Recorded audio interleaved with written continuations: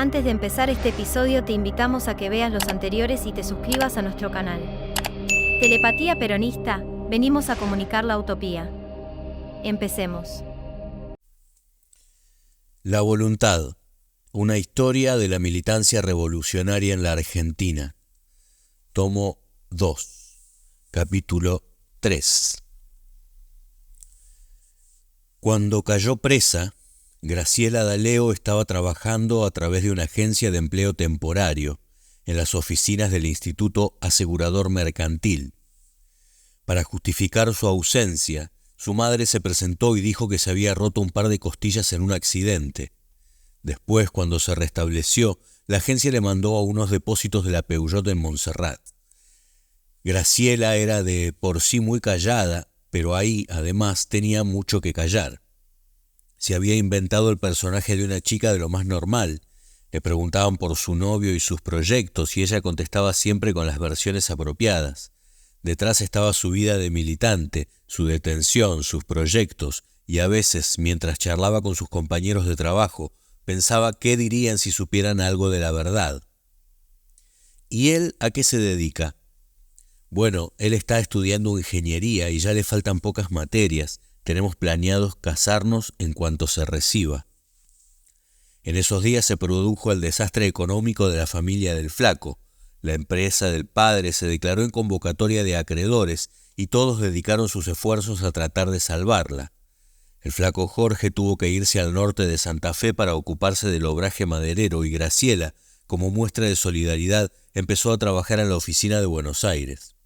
Para alentarse se decía que además de ayudar a la familia del flaco, estaba contribuyendo a que cientos de personas conservaran la fuente de trabajo, pero no siempre se lo creía del todo. Mientras, seguía militando con el grupito de juventud peronista que encabezaba Carlos Joubert. No habían vuelto a Morón, porque podía ser peligroso, pero estaban intentando asentarse en una gran fábrica papelera en Hurlingham, la Skolnik. Esa tarde tenía que discutir algo de esos con Carlos en el bar de Rodríguez Peña y Lavalle. Cuando entró, Carlos la vio en una mesa de la ventana. Graciela se llevaba las manos a los ojos y se los restregaba. ¿Qué pasa, Victoria? ¿Qué te pasó? Nada, nada.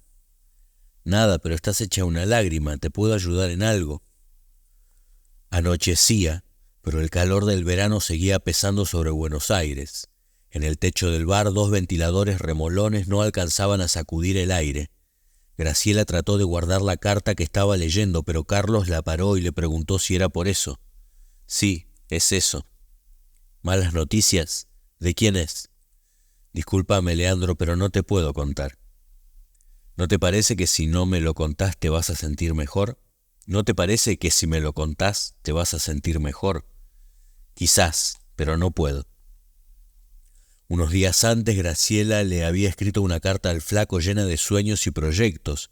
Le decía, entre otras cosas, que para estar con él estaba dispuesta a vivir abajo de un puente, o donde fuese. Acababa de recibir la respuesta. Desde el obraje el flaco le decía que se creía que cómo vivir bajo un puente. Eso de contigo pan y cebolla es muy lindo en las novelas, pero de verdad no. ¿Quién nos va a mantener? ¿Acaso nos va a mantener Casiana con sus vacas? Y después le decía que ellos siempre habían entendido la militancia como una cosa que se hace de a dos o no se hace, que era imposible una pareja en la que uno militara y el otro no, y que para él en ese momento la prioridad era ayudar a su familia, que siempre lo había ayudado, y que entonces, si ella seguía militando, la pareja iba a terminar por romperse. Graciela no sabía qué hacer. El flaco Jorge era el gran amor de su vida, el hombre con quien se había iniciado en casi todo lo que le importaba, pero ahora no solo le estaba pidiendo que hiciera algo que la alejaría de todos sus proyectos, sino que, más que nada, de repente le resultaba un desconocido, alguien que le hablaba en un idioma que ya no era la lengua común que habían forjado en esos años. Para colmo, pensaba, él ahora estaba de patrón en ese obraje, explotando a esos hacheros a los que tiempo atrás los dos habían tratado de concientizar. A los pocos días le llegó otra carta. El flaco le decía que lo pensara bien, que para salvar la pareja ella tenía que dejar por un tiempo la militancia, pero que serían solo 6 meses, que después ya se normalizaría la situación en la empresa y que entonces podrían ver qué hacer. Graciela lo quería de verdad y los 6 meses que él le pedía no le parecieron descabellados. A fines de enero se volvió a encontrar con Carlos en el bar de Rodríguez Peña y Lavalle. Tenía un gesto triste y no sabía cómo empezar a hablar. Después pensó que lo mejor sería soltar todo de golpe. No, lo que te quería decir es que voy a tener que dejar de militar por un tiempo. Nada definitivo, solo por unos meses. ¿Por qué? ¿Qué pasó? Porque si no me tengo que separar. Yo sé que es jodido, pero en esta etapa necesito consolidar mi pareja, ¿sabes? Van a ser solamente unos meses. Ya me lo sospechaba. ¿Cómo que te lo sospechabas? Sí, Victoria, me lo veía venir. Una de esas tardes Graciela salía de la oficina y estaba esperando el subte en la estación Carlos Pellegrini cuando vio a lo lejos a un tipo alto, medio encorvado, de cabeza chiquita. Era sin dudas Fernando Abal Medina. Graciela dudó si saludarlo y él se le acercó. Cuando subieron al subte ella le dijo que tenía un grupo de gente que querría conectarse con él y le dio el teléfono de la oficina. Él le preguntó si ella seguía en algo y ella le dijo que sí, pero que por el momento estaba en una pausa. Después le preguntó por el flaco y ella le dijo que lo mismo. Ella no le preguntó nada. El sábado, cuando llegó a almorzar a su casa, Graciela se encontró con Mario Firmenich, que la estaba esperando. Sus padres lo conocían de la época de la misión y los estudios, así que le abrieron la puerta. Mario seguía igual, gordito y con ese cuello grandote y ese lunar en la mejilla. Tiempo después Graciela sabría que él y Carlos Ramos se habían pasado unos meses en Vera, en el norte de Santa Fe, tratando de comerciar hacienda, para seguir con el plan que tenían en la época del Camilo, y ver la posibilidad de instalar un foco de guerrilla rural en la zona. Ese mediodía compartieron una cazuela de pulpo que había preparado el señor Daleo y después se fueron a charlar a la habitación de Graciela. Arreglaron una cita para la semana siguiente y el martes, en un bar del centro, ella presentó a Mario y Carlos Hobert y los dejó charlando. Un mes más tarde, el 27 de febrero, Graciela estaba trabajando en la oficina del padre de Jorge cuando la llamó la gallega Pilar, que también estaba en el grupo de Juventud Peronista con Carlos Hobert. Sí, murió en el acto. Parece que ni se dio cuenta. ¿Pero cómo? ¿Cómo fue? Nada, un coche que lo atropelló y se lo puso de sombrero. ¿Que estaba cruzando sin mirar? ¿Qué hizo? No, el coche se subió a la vereda y lo reventó ahí. Flaca, eso no suena como si lo hubieran matado. No, Petiza, ¿a vos te parece que iban a ir a matarlo en un Fiat 600? Sí, tenés razón, y además, ¿quién iba a querer matarlo si no jodía a nadie?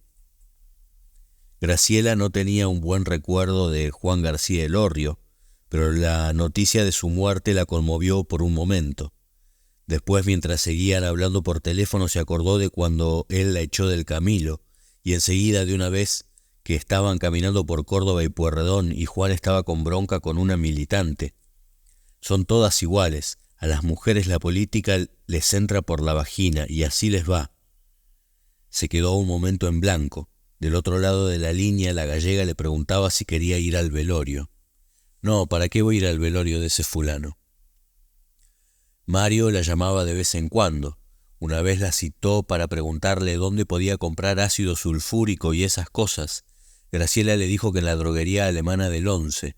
Otra vez, ya a fines de abril, se lo encontró esperándola en su casa. Se encerraron a charlar un rato y Mario le preguntó si le parecía que el flaco estaría dispuesto a volver a hacer algo. No, ahora no creo. Pero seguro que dentro de unos meses sí. Vos sabés, está tan preocupado por la situación de su familia. Graciela trataba de justificarlo, pero estaba llena de culpa. Se sentía como una enfermita tratando de recuperarse. Si todo iba bien, en poco tiempo podría volver a ser la que debía. Después siguieron charlando del Camilo y de los líos que se habían producido a partir de ciertas complicaciones amorosas. Eso no se puede tolerar, de ninguna manera, dijo Mario con un gesto extremadamente grave. Nosotros le damos mucha importancia a esas cuestiones. El hombre nuevo no puede ser irresponsable en sus relaciones de pareja. Entre nosotros nadie se casa y se descasa así nomás, como se le da la gana. Graciela estuvo a punto de preguntarle de qué hablaba cuando decía nosotros, pero se contuvo a tiempo. Sabía que Mario, Fernando, Carlos y los demás estaban haciendo algo, pero también sabía que no debía saber más. Mario seguía hablando. Y no toleramos agachadas, eso lo tenemos muy claro. Nosotros, a los traidores, los fusilamos, ¿sabes? Marzo de 1970. En la mañana del 24 de marzo, un comando que firmó como Grupo Operativo Táctico Emilio Jáuregui de las Fuerzas Armadas de Liberación, FAL, secuestró en su casa al cónsul paraguayo en la ciudad correntina de Ituzaingó. Se llamaba Valdemar Sánchez y era un funcionario de quinta categoría. A cambio de su libertad, el grupo pidió que se mostraran a la prensa sus compañeros Carlos de la Nave y Alejandro Baldú, detenidos por la policía, que suponía que tenían alguna relación con el asalto al vivac de Campo de Mayo del 5 de abril de 1969. De la Nave fue exhibido al periodismo con brutas marcas de tortura. Baldú nunca más apareció. Al día siguiente, una bomba muy poderosa hizo volar el 7º piso del edificio de departamentos de Julián Álvarez 2481, donde vivía Jacobo Tiefenberg, presidente de la Federación Universitaria Argentina. La explosión mató a una mucama de 20 años y el atentado fue reivindicado por un grupo de extrema derecha que se identificó como Comando de Represión. Se sospechaba que estaba encabezado por un marino retirado y fue la primera acción de este tipo en el país. En su tapa, la revista 7 Días de esa semana se preguntaba: ¿estalló la subversión? Un par de semanas después, la misma revista publicaba un informe sobre la violencia, que incluía artículos del general Alberto Martini, el politólogo Carlos Floria, el psicoanalista Enrique Pichón Rivière, el psiquiatra Emilio Rodríguez, el político Marcelo Sánchez Orondo, el filósofo Carlos Astrada, el obispo Jerónimo Podestá, el sociólogo Raúl Puigbó, el escritor Leopoldo Marechal, el sindicalista Miguel Gacera, el empresario José Helbart, el cura Julio Mainville y el autor teatral Ricardo Talesnik. El padre Mainville, de la extrema derecha católica, decía que en el mundo existen hoy 3 líneas: la cristiana, que se centra en el hombre, la familia, la propiedad, la justicia y la caridad; la judía y la pagana. Solo en la primera está Dios, y sin embargo parecería que esta tendencia está siendo derrotada. Incluso toda la acción revolucionaria se hace a través de la Iglesia, fanatizando a religiosos y hasta a religiosas. La subversión se aprovecha de lo sagrado del santuario para sus reuniones y maquinaciones. La Iglesia, que antes era un centro de orden, se convirtió en un centro de infiltración y provocación. A través de la dialéctica, el comunismo ha penetrado en algunas mentes y las ha convencido de que la violencia y la revolución son el único camino para combatir el estado injusto en que, sin duda, viven muchos sectores de la población. El poder financiero explota el resentimiento, disgusta y envidia para generar odios. La sociedad actual, empresarial o capitalista, genera inevitablemente injusticias tremendas. Con el poder político anarquizado de Occidente pasa lo mismo que con el poder cartaginés, al cual lo único que le importaba era acumular riquezas y no buscar el orden político como tal. Esto engendra violencia y subversión, pero el problema de la subversión es complejo. En todas partes del mundo, los servicios informativos, por ejemplo, vigilan un grupo terrorista y no lo tocan para hacerlo aflorar cuando lo juzgan conveniente. Pero tales grupos no podrían operar sin apañadores en las fuerzas de seguridad. ¿Cómo, si no, hay sujetos que pueden meter bombas sin que nunca se los descubra?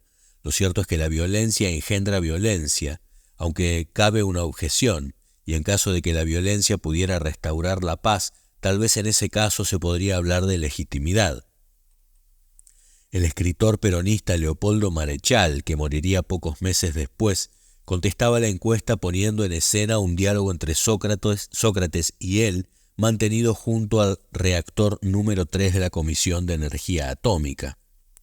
Yo diría más, asentí con Sócrates, este siglo, a medida que se acerca a su fin, parecería confirmarse en la violencia, como si la violencia fuera para él una necesidad, un destino y hasta una sádica vocación deleitable. Todo se realiza hoy con la metodología de la violencia. tanto en la vida real cuanto en las ficciones del arte, los espectáculos y los deportes. Cuando se alaban las excelencias de un producto industrial o de su consumidor, lo califican elogiosamente de brutal, de bestial o de cruelmente magnífico. La consigna es ponga un león en su coctelera, péguele duro a su grabador o tome su naranjada escandalosamente fría. Más adelante, Sócrates proponía filosofar sobre esa violencia. ¿Una filosofía de la violencia? Sí, hay una filosofía de la violencia, porque la violencia es una realidad que se ha dado siempre y se dará en la natura y en el hombre. Lo importante y lo fundamental es saber cuándo la violencia es justa y cuándo es injusta. ¿Cuándo es justa la violencia? Cuando es necesaria. ¿Y cuándo es necesaria? Cuando sirve para restablecer una justicia o un equilibrio perdido, y cuando para restablecerlo se han agotado ya todas las instancias de la inteligencia y del amor. Solo en ese nunca deseable filo de la navaja, la violencia se hace ineludible como un recurso final, y solo en ese límite dramático la guerra es justa y santa, porque la justicia y la santidad aparecen entonces como sinónimas. Después, Sócrates preguntaba si existía en la actualidad ese tipo de desequilibrios. Existen, le advertí. En un planeta donde la mitad de los hombres está muriendo de hambre, un tercio ayuna y no por instancias religiosas, y la minoría restante acumula riquezas con el pan escamoteado al hambriento, con la ropa que sustrae al desnudo y con el techo ausente de los pobres, los desequilibrios están en la explotación del hombre por su hermano.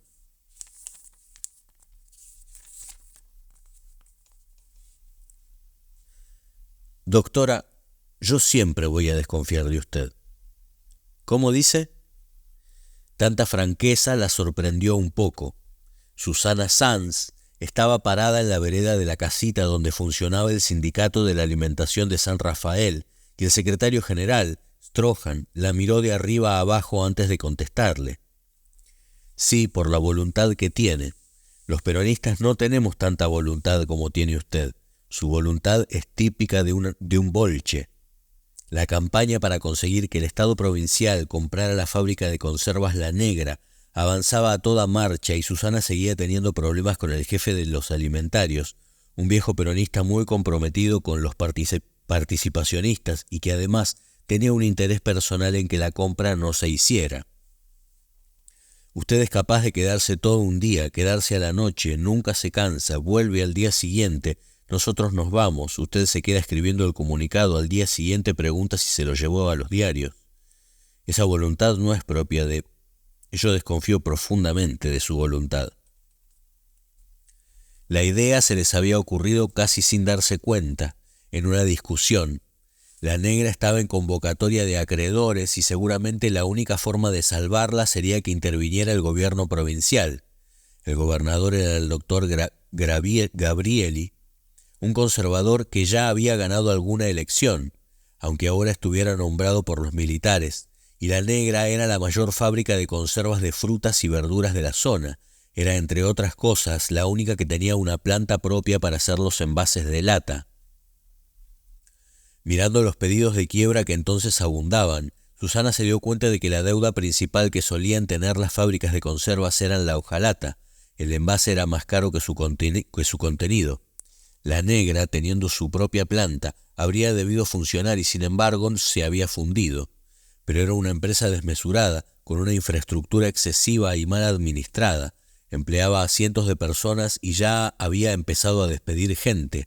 Si se estatizaba, no solo se mantendrían los puestos de trabajo, sino que además por su tamaño, el gobierno provincial podría usarla para regular los precios de los productos de la zona, como hacía con Giol en el negocio del vino.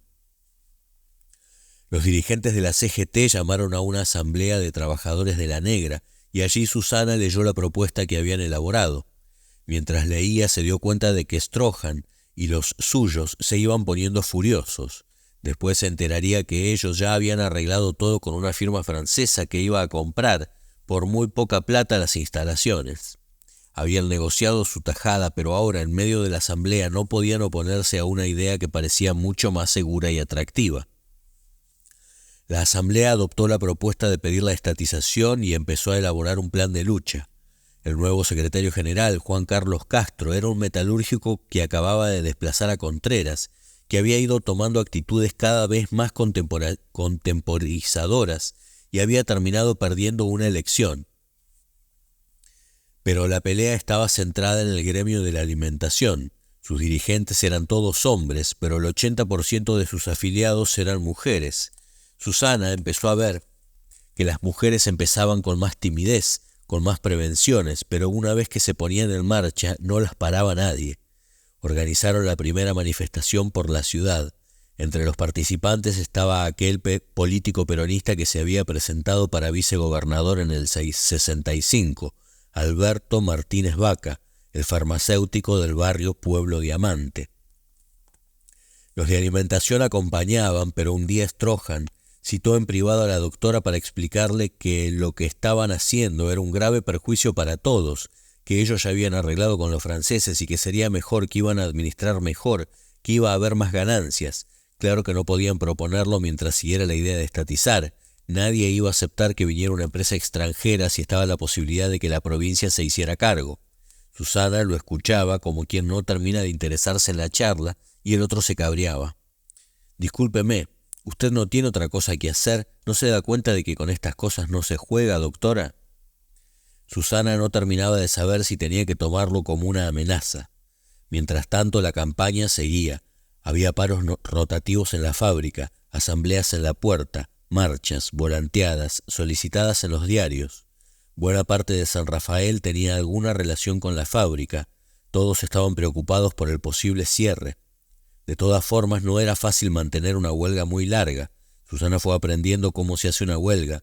Entre sus maestros estuvieron los militantes comunistas de San Rafael. No había muchos, pero controlaban desde hacía tiempo luz y fuerza y eran muy prolijos, con mucha escuela militante. Tenían una tradición de organización de los resortes fundamentales, de lo que hay que considerar en una huelga y que hay que hacer después.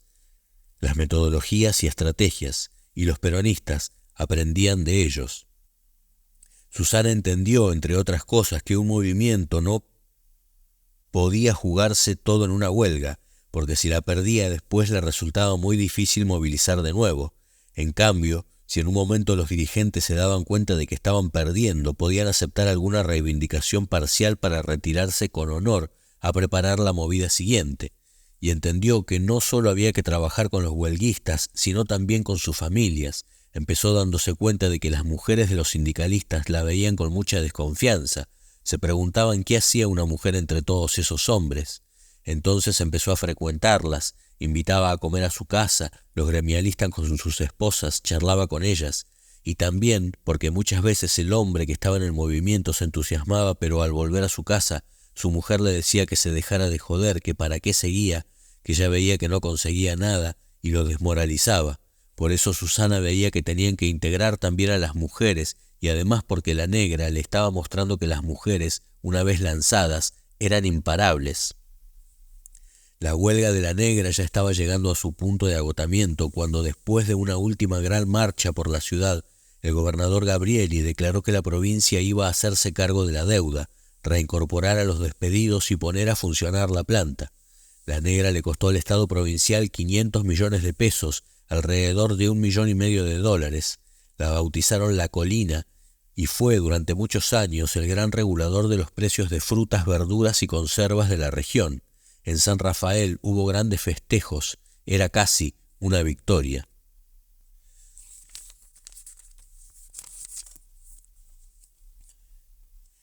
Al final, el nombre que quedó es GEL, Guerrilla Ejército de Liberación.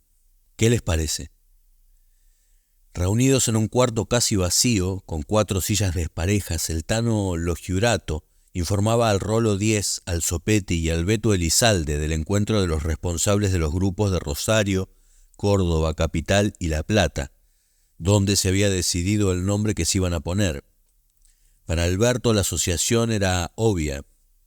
Gel sonaba a gelinita o gelamón. Gel era explosivo. Aunque esas bombas no le gustaban nada, cuando veía a Bert con sus granadas caseras le daba miedo. Yo una así no la uso ni en pedo, le había dicho una vez al Zopetti. Alberto estudiaba ingeniería, le gustaban los instrumentos de precisión, y esos artefactos le parecían rudimentarios. Había escuchado historias de los que murieron fabricando bombas y de inocentes que volaban en un atentado mal hecho. Ya con un nombre, el GEL tenía que empezar a operar. La nueva organización no tenía una dirección política centralizada, era un conjunto de grupos autónomos que se coordinaban en las grandes líneas. Esa laxitud mantenía en suspenso contradicciones que terminarían por precipitar. Tarde o temprano el GEL iba a decantar en alguna dirección. Las FAP o las FAL ya tienen una identidad definida. Nosotros tenemos que ser un afluente que se una a lo que en algún momento sea una corriente más fuerte, decía el Tano Lo Giurato. Mientras tanto, las bases que los reunían eran las tres grandes coincidencias de todos los grupos revolucionarios: el mismo enemigo, la burguesía capitalista y el imperialismo; el mismo objetivo, el socialismo; y el mismo método, la lucha armada. Pero las explicaciones hidrográficas no alcanzaban para saber si al final del proceso se convertirían en un partido, se integrarían a algún frente o tratarían de abrirse un espacio en el movimiento peronista. Ya verían. Por el momento la urgencia era concreta. Si los demás operaban, ellos no podían quedarse en la fase de preparación. A la vuelta de su viaje a Cuba, Alberto siguió cursando materias de ingeniería, pero menos, y se juntó con otros 2 amigos para hacer trabajos de albañilería, pintura, electricidad. Les iba más o menos bien. El GEL había alquilado una casa que cumplía con los requisitos de una base operativa, un barrio discreto en Tolosa, buena visión desde las ventanas, vías de escape por los techos, vecinos normales, ninguno policía. Algunos domingos iban temprano a Punta Lara a hacer prácticas de tiro. En febrero fueron una semana entera a Caleta Valdés, disfrazados de acampantes. Se instalaron en un lugar bastante desierto y practicaron con lo que tenían: escopetas de caza, una subametralladora, carabinas 22, pistolas. En marzo de 1970 el grupo de Alberto tenía que encarar su primera acción. Decidieron empezar por lo más sencillo: el desarme de un policía. Los 4 salieron a buscar por la calle a los agentes que hacían cola en los colectivos o los trenes.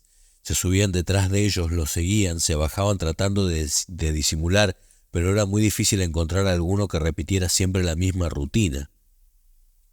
Hasta que el Rolo 10 logró dar con uno que parecía de manual. Iba por la calle 60 en bicicleta a tomar servicio a la seccional 9ª, siempre a la misma hora, como un relojito. Hicieron un plan operativo que incluía un plano donde se veía que 2 llegaban en un coche y otros 2 esperaban a mitad de cuadra, en una parada de colectivo. El auto encerraba la bicicleta del policía y los otros 2 se acercaban para encañonarlo. El Tano Lo Giurato era muy detallista. Miren, hay que respetar la línea de fuego, como en el plano. En el coche vamos el Zopetti y yo, Rolo y Beto de a pie, un poco más atrás. En el momento del apriete tenemos que quedar en abanico, como una misma línea de fuego, ¿ven? Como por si se arma tiroteo. Nunca tenemos que estar en círculo, porque ahí es donde se arma el fuego cruzado. ¿Está claro? Finalmente se repartieron las armas y confirmaron las 2 medidas básicas por si había problemas: una cita de control para avisar a un abogado por si alguno caía preso, y una cita con un médico que les hacía de emergencia por si había heridos. Esa madrugada hacía fresco y ya estaba empezando a clarear. Alberto llevaba una pistola 45 metida en la cintura y tenía una campera de lona que la disimulaba el bulto de la culata. Además tenía 2 cargadores en el bolsillo del vaquero y la boca reseca por la adrenalina galopante. En un momento se preguntó cómo carajo había llegado hasta ese punto. Después pensó que estaba haciendo lo que tenía que hacer y que en cualquier caso, para bien o para mal, dentro de 10 minutos todo habría terminado. Alberto se plantó en la parada del colectivo. Al lado, como si no se conocieran, estaba el Rolo. De reojo lo vio pálido. Cuando pasó el primer colectivo y no lo tomaron, pensó que él debía estar tan blanco como Rolo. Por la 60, en dirección contraria al bosque, vio venir al vigilante. Cuando cruzó la calle apareció por detrás el Peugeot 404 que manejaba el Tano. Alberto sentía ganas de mear y pensó: por fin. El auto encerró al ciclista y lo hizo trastabillar. Toda la preocupación del policía era no revolcarse por el piso. Cuando pudo pararse encontró 2 pistolas a menos de 2 metros. El policía tardó unos segundos en entender qué pasaba y ahí empezó a temblar. «Muchachos, no me hagan nada. Tranquilo, somos del GEL», dijo Rollo como si eso significara algo. «Queremos el arma, somos combatientes», le gritó Elizalde. «Les doy lo que quieran, pero tengan cuidado, muchachos, por favor, se los pido». El policía era morocho, treintón, y tenía cara de pánico. En unos segundos Alberto le sacó la pistola, los cargadores, los correajes, la placa y la gorra. Rollo dio la vuelta por detrás del auto, como correspondía al plan de retirada, y los dos al mismo tiempo subieron al Peugeot. Bajaron las ventanillas de atrás y lo Giurato hizo picar el 404. Nadie hablaba. A las 20 cuadras Alberto se sacó la campera, dejó el arma en el bolso y se bajó. Después se bajaba Rollo y los otros dos tenían que llevar las armas a la casa operativa. El auto quedaba abandonado. Alberto fue a la cita de control donde esperaba a Lucía, la compañera del Zopetti, sentada en una mesa. Solo tenía que pasar para que ella lo viera y verificara que había salido del peligro. El resto tenía que hacer lo mismo, y si todo estaba bien, Lucía iría a escribir el comunicado en una Remington que tenían en la casa. Después lo dejaría en el baño de mujeres de un bar cerca del diario El Día y llamaría a la redacción para que lo fueran a buscar.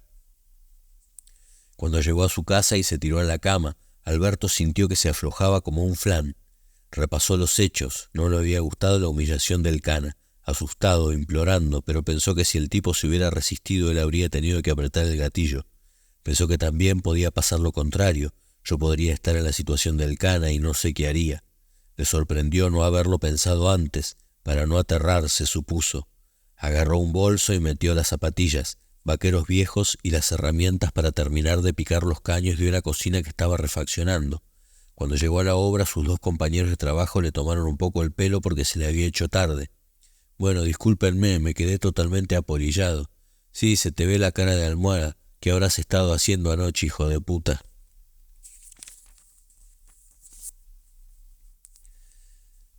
Marzo de 1970. El libro del doctor Benjamin Spock fue una de las causas más directas de que muchos niños en el mundo se criaran muy distintos de sus padres. Aparecido en Estados Unidos en 1946, Cómo cuidar y educar a su hijo fue traducido a 26 idiomas y vendió durante los 25 años siguientes más de 40 millones de ejemplares. En esos días, Spock fue encarcelado por dar una serie de conferencias contra la guerra de Vietnam, y el establishment americano lo acusaba de ser el culpable de la rebeldía de sus jóvenes. En Buenos Aires, la revista 7 Días reprodujo una entrevista que le hizo a la francesa L'Express, que decía, entre otras cosas: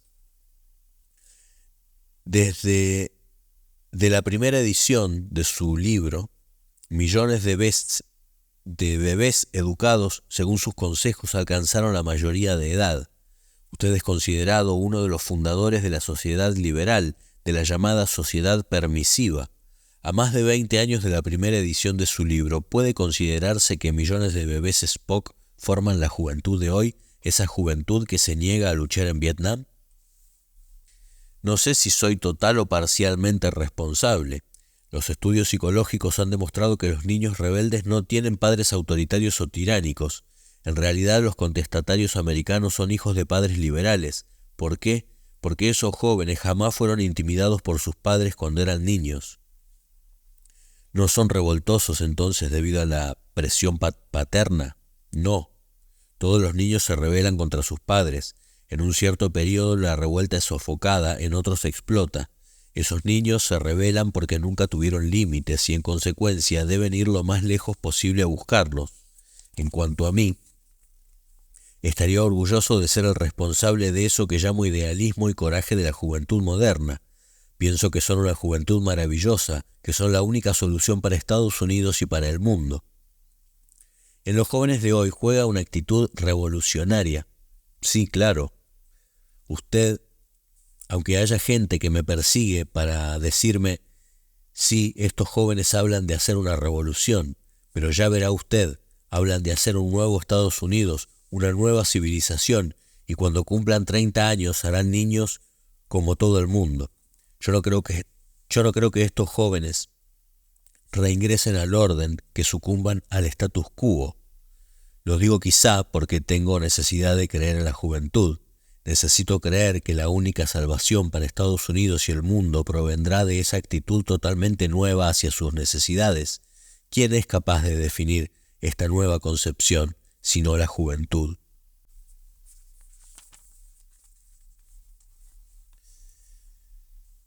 Nosotros estamos en contra de los 3 pacíficos. Si no nos oponemos a la coexistencia pacífica, a la transmisión pacífica y a la emulación pacífica, les hacemos el caldo gordo a los reformistas. El cabezón Oscar Ríos marcaba su postura en la polémica chino-soviética en los términos enunciados por Mao. Para Daniel Egea, los 2 primeros postulados eran claros. No se podía coexistir pacíficamente con Occidente ni pasar sin sobresaltos del capitalismo al socialismo. Che, cabezón, ¿por qué no explicás por ahí? Algunos compañeros no saben qué es la emulación pacífica.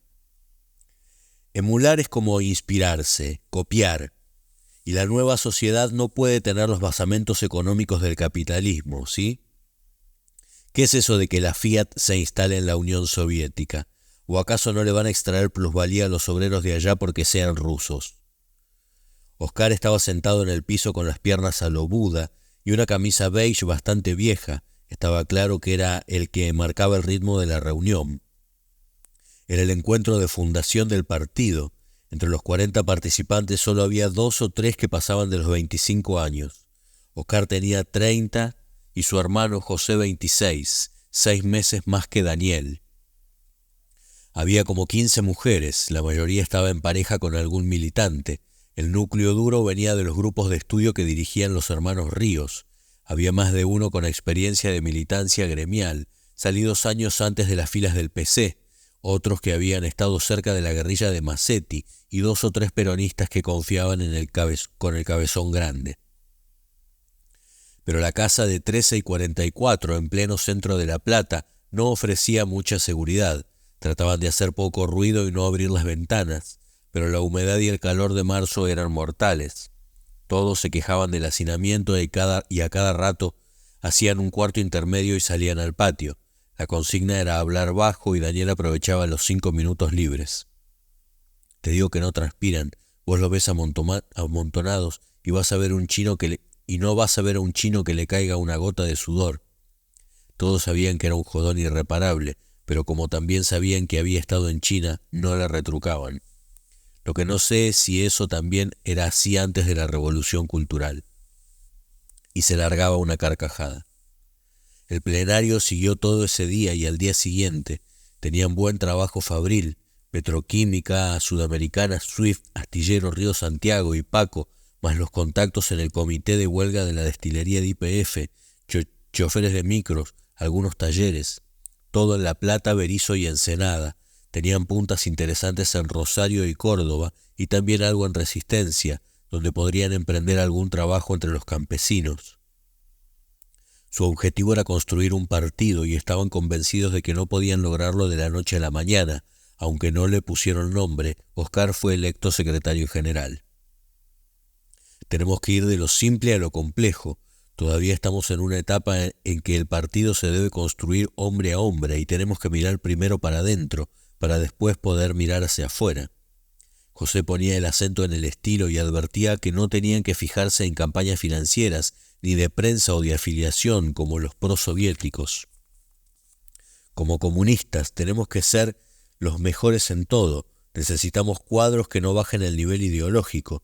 Es mejor crecer firme y de a poco que engordar un partido. Ellos tienen una estrategia reformista y se fijan en el crecimiento cuantitativo. Nosotros necesitamos una organización revolucionaria y tenemos que prestarle atención al crecimiento cualitativo. Aunque la lucha armada no estaba entre sus planes inmediatos, se definían a favor de una estrategia de guerra popular prolongada y se comprometieron a formular la vía de acceso al poder junto con el programa partidario y las tesis del movimiento obrero. Oscar esbozó las líneas que tenían que seguir para crecer en las fábricas. Daniel estaba emocionado. Hacía 3 años, desde que viajó a Cuba y a China con José, que se imaginaba este momento. Además, le parecía que la línea que proponía el Cabezón enganchaba bien con su experiencia del turno de embarque de carnes de la noche, donde era delegado de un centenar de obreros. Era una sección brava y la empresa había ido cediendo a sus demandas, pero en esos días decidió cortar por lo sano. Una noche se presentó un empleado jovencito, flaco, de anteojos, y los agarró en uno de los momentos de descanso, fuera de las cámaras frías. «Escuchen, tengo una comunicación de la oficina de personal». El empleado tenía un guardapolvo blanco, igual que los otros, pero sin las manchas rojas de sangre de las vacas. «Se tienen que presentar a la bolsa de trabajo de la oficina». Hizo una pausa y levantó la vista del papel. «Van a ser reasignados en horarios y tareas». El flaquito de anteojos trató de explicarle que era común que la empresa rotara a los trabajadores, pero la mayoría tenían más años de Swift que él y optaron por ignorar su perorata. Cuando fueron a cambiarse, la bronca le salía sin mucha sutileza. «A estos hay que pararles la fábrica». «¿Con qué?» Los más lúcidos entendieron que les habían hecho la cama y que tenían que comérsela. Daniel sabía que aunque fuera delegado, lo podían echar y que el sindicato no lo iba a respaldar, así que le buscó el lado positivo. «Escúchenme, somos 100 tipos de un turno que les dimos mucha guerra y ya la tenemos más o menos junada.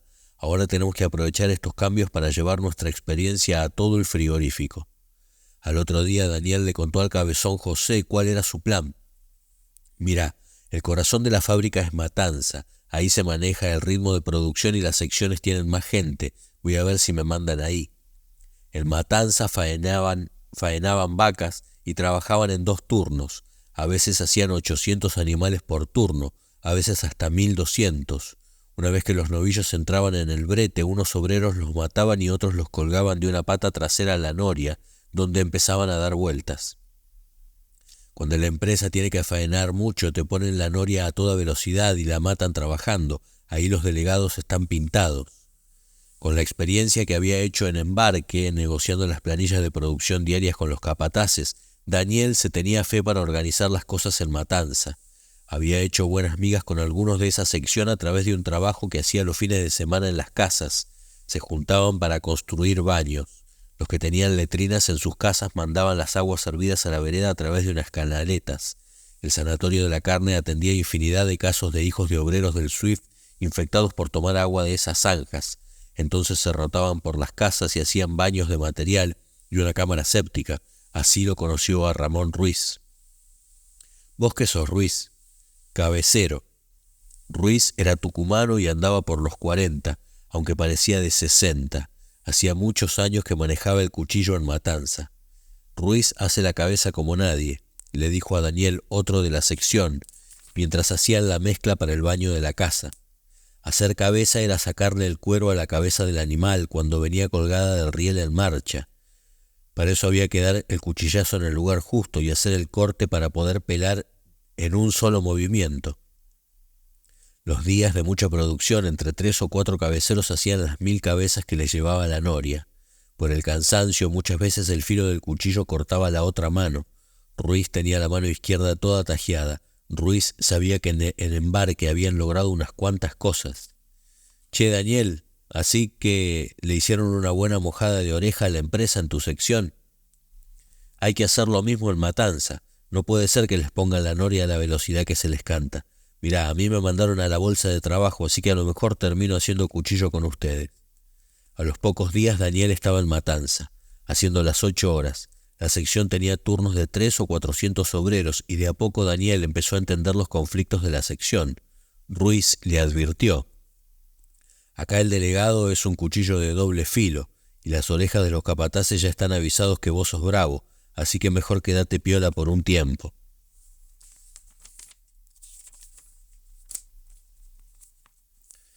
Mayo de 1970. El estreno en Buenos Aires de Zeta, la película de Costa Gabras, sobre el golpe de los coroneles en Grecia, se transformó en una ocasión para expresar el descontento de muchos ante el gobierno militar. Había largas colas frente a los cines que la daban y en general cada función se terminaba con aplausos y tímidos gritos. Los asesores del general Pedro Eugenio Aramburu, que quería presentarse como una opción blanda al endurecimiento de Onganía, le aconsejaron que fuera a verla. Cuando las luces se prendieron, el expresidente se paró y aplaudió para mostrar que todavía quedaban oficiales democráticos en la Argentina. Su historia golpista, sin embargo, no terminaba de avalar esas exhibiciones. Prendieron la radio para escuchar algo sobre lo que estaba pasando en Córdoba, porque justo ese viernes se cumplía un año del Cordobazo y las centrales sindicales habían lanzado un paro. Para cuando sintonizaron la edición de la 1:30 del rotativo del aire del Radio Rivadavia, se encontraron con una noticia bomba.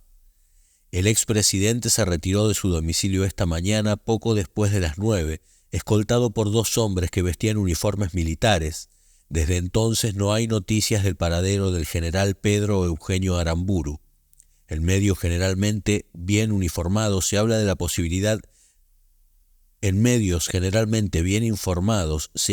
posibilidad de que haya sido secuestrado por un grupo comando. Aramburu, ¿será cierto? Cállate a ver si te dicen algo más. Pero la radio pasó a detallar los actos del Día del Ejército que esa mañana había precedido el comandante en jefe Alejandro Agustín Lanusse. Los 14 presos de Tacorralo estaban excitadísimos. A ver si por fin paga ese hijo de puta. Pagar puede que pague, pero la cosa es saber quién lo secuestró. Bueno, eso sí, de verdad lo secuestraron. ¿Saben qué? Esto me huele a una pelea entre los milicos. Todos hablaban a la vez, gritaban, hacían gestos. Cacho el Cadri pensó que tenían que tratar de poner orden. Che, tratemos de hablar de a uno. La verdad que todavía no sabemos demasiado de lo que pasó, ¿no? No, pero la radio dijo que los que se lo llevaron iban vestidos de militares. A mí me parece que debe ser una cuestión de ellos. Como Aramburu estaba armando un golpe contra Onganía. No, hermano, esto tiene que ser un grupo nuestro. Esto tenemos que ser los peronistas. No puede ser que nos lo saquen de la boca los milicos. Sí, pero ¿qué grupo? Yo qué sé, algún grupo. Seguro que hay gente que está armando y... No, si fuera así nosotros los conoceríamos, che. Seguro que los conoceríamos. No seremos nosotros, ¿no? ¿Te parece que los muchachos podrían haber hecho una cosa así sin consultarnos? La discusión no iba demasiado lejos, pero los presos se pasaron el día pegados a la radio. Todas las actividades habituales se suspendieron, incluso a la tardecita votaron que era mejor apagar la televisión en cuanto terminara Telenoche para seguir escuchando la radio. Hacía poco que les habían dejado entrar una televisión y desde el principio habían decidido sus reglas de funcionamiento. Solo podría estar prendida 3 horas por día para no atontarse y la sintonía se decidiría por votación. Esa noche, aunque era viernes, prefirieron no ver el partido y seguir prendidos de la radio, que no decía nada nuevo. El sábado 30, cuando se despertaron, estaban más nerviosos todavía. Los mates volaban de mano en mano y arreciaban comentarios. A Néstor se le había ocurrido durante la noche una idea que ahora les parecía muy posible y que por alguna razón no habían pensado el día anterior. Que los secuestradores, si eran un grupo peronista, podían canjear la vida de Aramburu por la liberación de los presos políticos.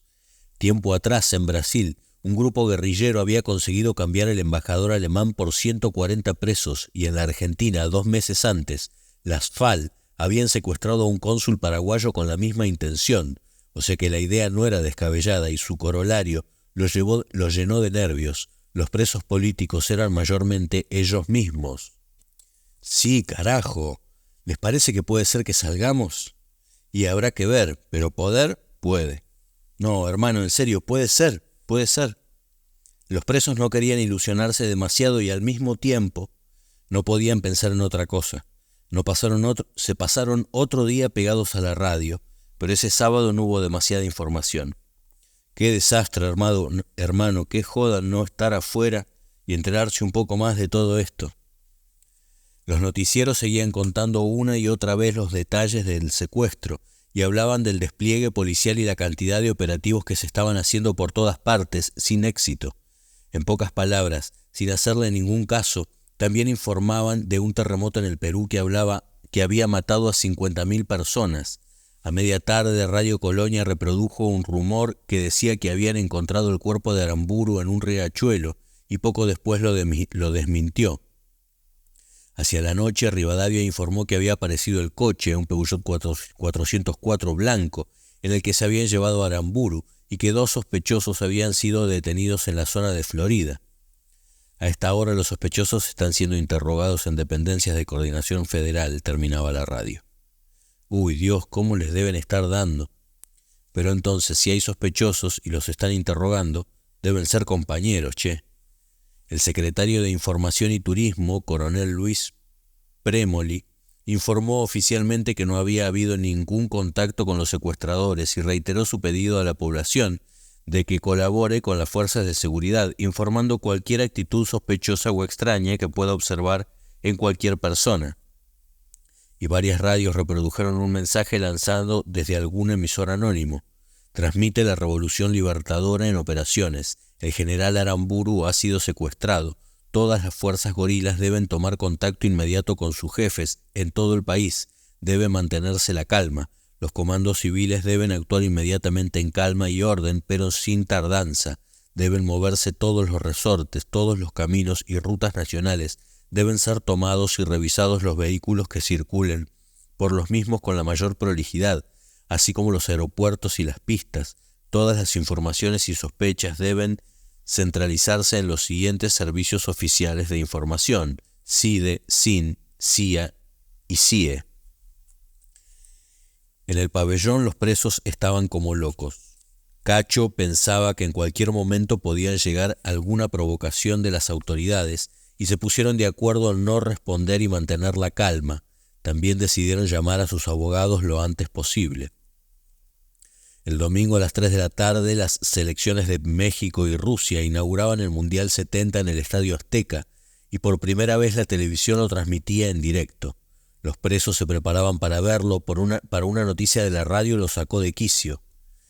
El mensaje fue hallado en la iglesia de San Ignacio, cita en la calle Bolívar de esta capital, y es el primero que envían los presuntos secuestradores del general Aramburu. Está firmado por un comando militar generación Tacuara y ofrece canjear al general contra, dice el mensaje, la liberación de los presos de Taco Ralo y del Policlínico Bancario. Ven, carajo, ¿qué era eso? Yo se los dije, vamos a salir. No, Utu, ¿no te das cuenta de que es un invento? Si fueran compañeros no pondrían los presos de Taco Ralo, pondrían los compañeros de las Fuerzas Armadas Peronistas o algo así. Sí, tenés razón, esto debe ser un invento de los servicios. Es verdad, pero me parece que igual podría pasar y tendríamos que discutir seriamente qué vamos a hacer nosotros si los compañeros proponen el canje, dijo Cacho, y tras un rato de charla redactaron un comunicado que decía que dados los cargos que se le hacen a Aramburu como represor y fusilador del pueblo peronista, los militantes del destacamento montonero 17 de octubre de las Fuerzas Armadas Peronistas, prisioneros en la cárcel de Villa Devoto, declaramos que no estamos dispuestos a recuperar nuestra libertad a cambio de dejar sin efecto el justo juicio popular que se merece el general Aramburu. Aramburu ha cometido delitos contra el pueblo, ha fusilado peronistas, ha quebrado la vigencia de la Constitución. La libertad de unos militantes no puede en ningún caso ser más importante que el castigo a uno de los mayores enemigos del pueblo peronista. Al día siguiente se lo pasarían a un abogado. No lo podían escribir, porque no tenían derecho a llevar ningún papel a las entrevistas, pero Cacho se lo aprendería de memoria y el abogado lo copiaría y después trataría de hacerlo llegar a los medios, aunque sin muchas esperanzas de que lo publicaran.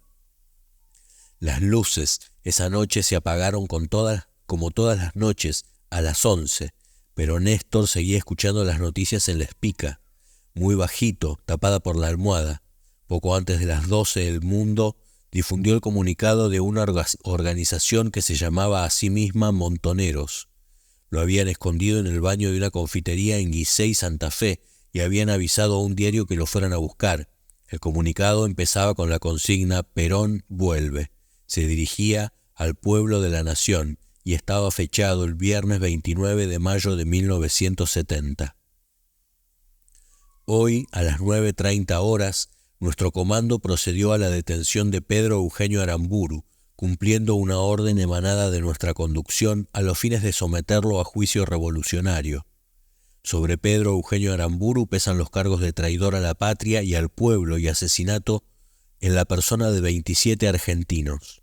Actualmente Aramburu significa una carta del régimen que pretende reponerlo en el poder para tratar de burlar una vez más al pueblo con una falsa democracia y legalizar la entrega de nuestra patria. Oportunamente se darán a conocer las alternativas del juicio y la sentencia dictada.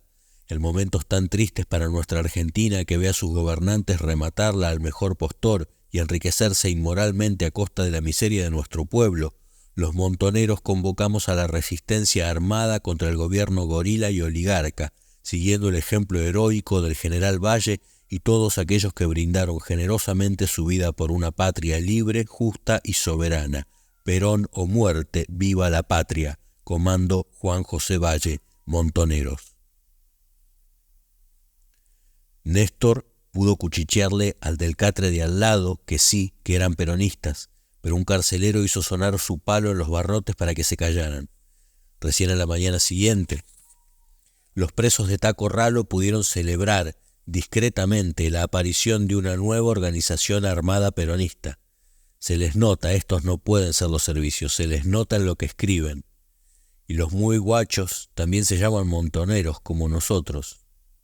Esa mañana supieron que había habido un segundo comunicado que detallaba las pertenencias que los secuestradores le habían sacado a Aramburu: una medallita, 2 viromes Parker, un calendario plastificado, un pañuelo, una traba de corbata de oro y un reloj pulsera. A partir de esos datos, el gobierno reconoció que los comunicados eran auténticos. Durante el resto de ese día lunes, el cardenal Cajiano se propuso para mediar con los secuestradores y el gobierno ofreció una recompensa de 10 millones de pesos, $25.000, para cualquier información que condujera a ubicar el paradero del teniente general Aramburu vivo.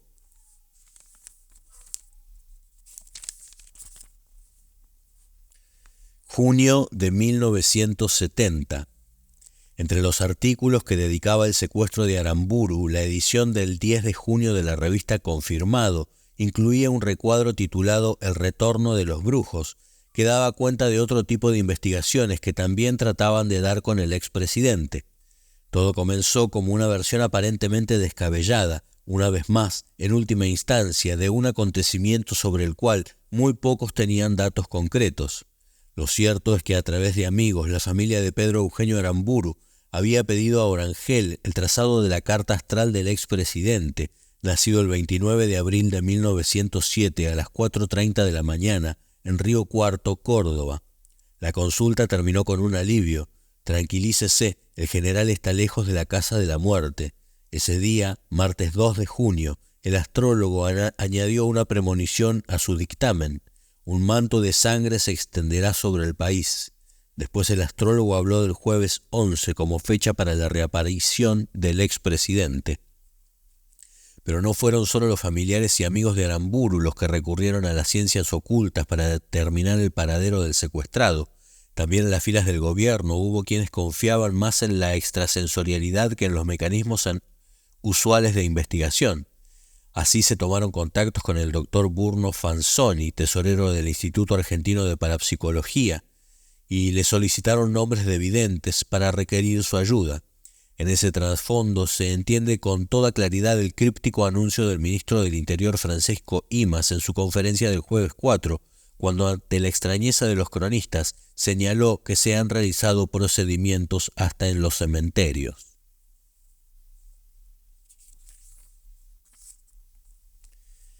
Ese martes, las radios y los diarios reproducían condenas de todo el espectro político, incluida buena parte de la izquierda. La FUA decía que el secuestro se producía en momentos en que crecía la lucha estudiantil y obrera y que el episodio es el fruto evidente de maniobras en las que se enfrentan distintos grupos de las clases dominantes en el intento de vestir con un nuevo ropaje la política de superexplotación y represión. El delegado personal de Perón, Jorge Daniel Paladino, también lo repudió largamente y dijo que los peronistas no somos ni resentidos ni revanchistas, y que cada vez que el pueblo y las Fuerzas Armadas se han encontrado, el país avanzó, y cada vez que los enemigos del pueblo pusieron una cuña entre él y las Fuerzas Armadas, retrocedió. Y ahora la historia se repite. Ese mismo día, muchos militantes peronistas fueron detenidos por personal de los servicios de inteligencia, entre ellos Gustavo Riarte, Raimundo Ongaro, Jorge Di Pasquale, y varios medios recibieron llamados diciendo que Aramburu había sido ejecutado a las 7 de la mañana, pero no hubo ninguna confirmación.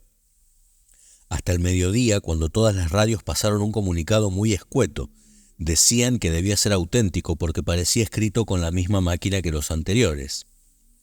Perón vuelve. Aramburu fue ejecutado a las 7 de la mañana. Que Dios nuestro Señor se apiade de su alma.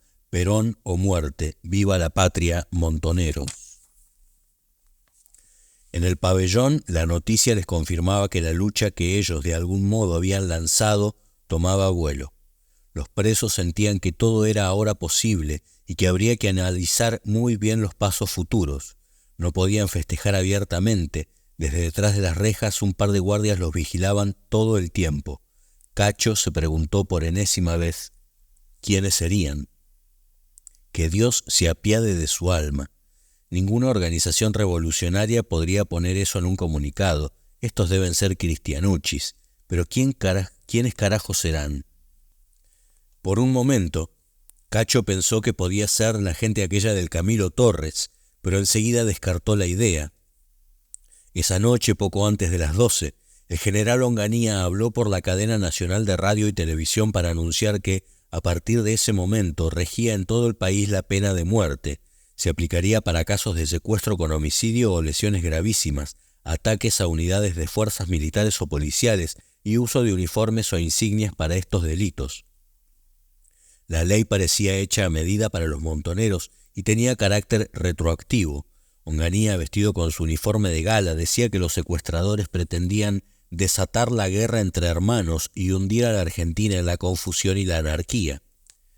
Este es el modelo extranjero que pretende ganar nuestras universidades, gobernar las estructuras sindicales, quebrantar nuestra unidad espiritual y destruir a las Fuerzas Armadas y nuestro estilo de vida.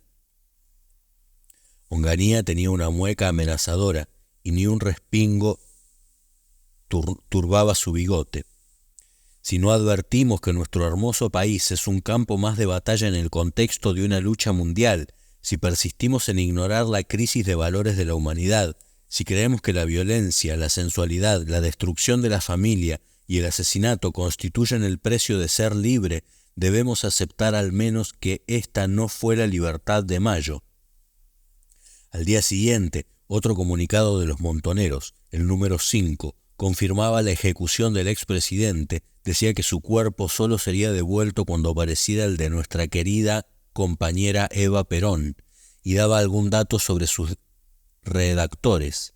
Nuestra organización es una unión de hombres y mujeres profundamente argentinos y peronistas, dispuestos a pelear con las armas en la mano por la toma del poder para Perón y para su pueblo y la construcción de una Argentina justa, libre y soberana. Nuestra doctrina es la doctrina justicialista, de inspiración cristiana y nacional. Junio de 1970. Años más tarde, el 6 de septiembre de 1974, cuando la organización Montoneros decidió pasar a la clandestinidad, su revista, La Causa Peronista, publicó un relato del secuestro de Aramburu. Fue su último número. La revista empezaba presentando el hecho. En este primer operativo firmado, llevado a cabo por un grupo de combatientes muy jóvenes en absoluta precariedad de medios y contra un enemigo que entonces parecía todopoderoso, Montoneros definió su proyecto y mostró un camino. El aramburazo logró en ese sentido la mayoría de sus objetivos. El primer objetivo del operativo Pindapoy, como lo bautizaron en un principio los montoneros, era el lanzamiento público de la organización. Se cumplió con éxito. El segundo objetivo era ejercer la justicia revolucionaria contra el más inteligente de los cabecillas de la Libertadora, porque si Rojas fue la figura más acabada del gorilismo, Pedro Eugenio Aramburu fue en cambio su cerebro y artífice. Por primera vez el pueblo podía sentar a un cipayo en el banquillo y juzgarlo y condenarlo. Eso hizo Montoneros en Timote. Mostró al pueblo que más allá de las trampas, de las argucias legales y los códigos para reprimir a los trabajadores, había un camino hacia la verdadera justicia, la que nace de la voluntad de un pueblo. Aramburu fue, además, culpable de un delito que a los peronistas les había herido e indignado como pocas veces se indignó este pueblo. Aramburu había sido el artífice del robo y desaparición del cadáver de la compañera Evita.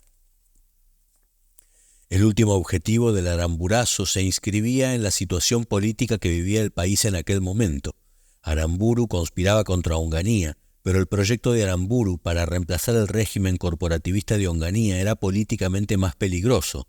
Aramburu se proponía lo que luego se llamó Gran Acuerdo Nacional, la integración del peronismo al sistema liberal a través de peronistas de la calaña de Paladino, Coria y todos los burócratas y participacionistas. 3 años después, era la voz de las multitudes que enfrentaban el régimen en todos los frentes de batalla, con las banderas de esos jóvenes que un 29 de mayo se largaron al todo o nada para enseñarle al imperialismo cómo contraataca y cómo golpea el pueblo a medida que se va organizando en la lucha. Tras la introducción, el relato se presentaba como una charla con los jefes montoneros Mario Eduardo Firmenich y Norma Arrostito.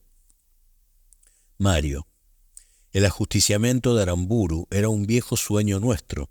Concebimos la operación a comienzos de 1969. Había de por medio un principio de justicia popular, la reparación de los asesinatos del junio del 56, pero además queríamos recuperar el cadáver de Evita que Aramburu había hecho desaparecer. Pero hubo que dejar transcurrir el tiempo porque aún no teníamos formado el grupo operativo. En tanto trabajábamos en silencio. La ejecución de Aramburu debía significar precisamente la aparición pública de la organización. A fines del 69, pensamos que ya era posible encarar el operativo. A los móviles iniciales se había sumado en el transcurso de ese año la conspiración golpista que encabezaba Aramburu para dar una solución de recambio al régimen militar debilitado tras el Cordobazo. Por la importancia política del hecho, por el significado que atribuimos a nuestra propia aparición, fuimos a la operación con el criterio de todo o nada. El grupo inicial de montoneros se juega a cara o seca en este hecho.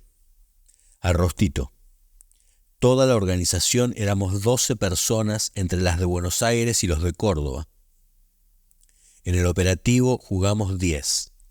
Lo empezamos a afichar a comienzos del 70 sin mayor información. Para sacar direcciones, nombres, fotos, fuimos a las colecciones de los diarios, principalmente la prensa. En una revista Fernando encontró fotos interiores del departamento de la calle Montevideo. Eso nos dio una idea de cómo podían ser las cosas adentro. Mario, pero dedicamos el máximo de esfuerzo al fichaje externo. El edificio donde él vivía era frente al colegio Champagnat y averiguamos que en el primer piso había una biblioteca. Entonces nos colamos, íbamos a leer ahí.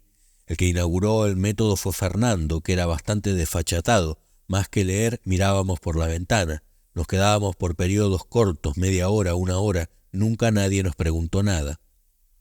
Arrostito: allí lo vimos por primera vez, de cerca. Solía salir alrededor de las 11 de la mañana, a veces antes, a veces después, a veces no salía. Lo vimos 3 veces desde el Champagnat. Después fichamos desde la esquina de Santa Fe en forma rotativa. Llegamos a hacer relevos cada 5 minutos. Teníamos que hacer así porque en esa esquina había un cabo de consigna, uno rubio, gordito, y no queríamos llamar la atención. Mario: a medida que chequeábamos fuimos variando el modelo operativo.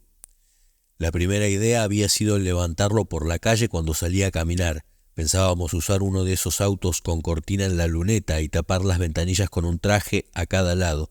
Le dimos muchas vueltas a la idea hasta que la descartamos y resolvimos entrar y sacarlo directamente del 8º piso. Para eso hacía falta una buena llave. La mejor excusa era presentarse como oficiales del ejército. El gordo Massa y otro compañero habían sido liceístas, conocían el comportamiento de los militares. Al gordo Massa incluso le gustaba. Era bastante milico y le empezó a enseñar a Fernando los movimientos y las órdenes. Ensayaban juntos. Arrostito: compraron parte de la ropa en la Casa Isola, una sastrería militar en la Avenida de Mayo, al lado de Casa Muñoz. Fernando Aval tenía 23 años, Ramos y Firmenich 22, Capuano Martínez 21. Cortándose el pelo pasaban por colimbas. así que allí compraron las insignias, las gorras, los pantalones, las medias, las corbatas. Para comprar algunas cosas hasta se hicieron pasar por Boy Scouts. Un oficial retirado peronista donó su uniforme, simpatizaba con nosotros, aunque no sabía para qué lo íbamos a usar. El problema fue que a Fernando le quedaba enorme, tuve que hacer de costurera, amoldárselo al cuerpo. La gorra la tiramos, era un gorrón, le bailaba en la cabeza, pero usamos la carretilla y las insignias.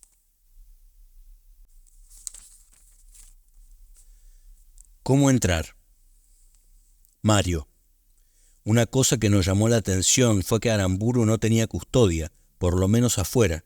Después se dijo que el ministro Imaz se la había retirado pocos días antes del secuestro, pero no es cierto. En los 5 meses que estuvimos chequeando no vimos custodia externa ni ronda de patrulleros, solamente el portero tenía pinta de cana, un morocho corpulento.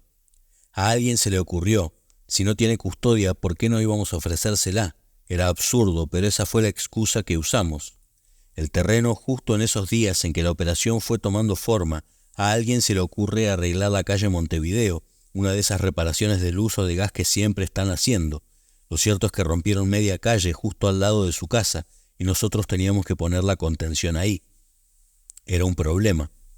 Pensamos cortar la calle con uno de esos letreros que dicen en reparación, hombres trabajando, pero lo descartamos.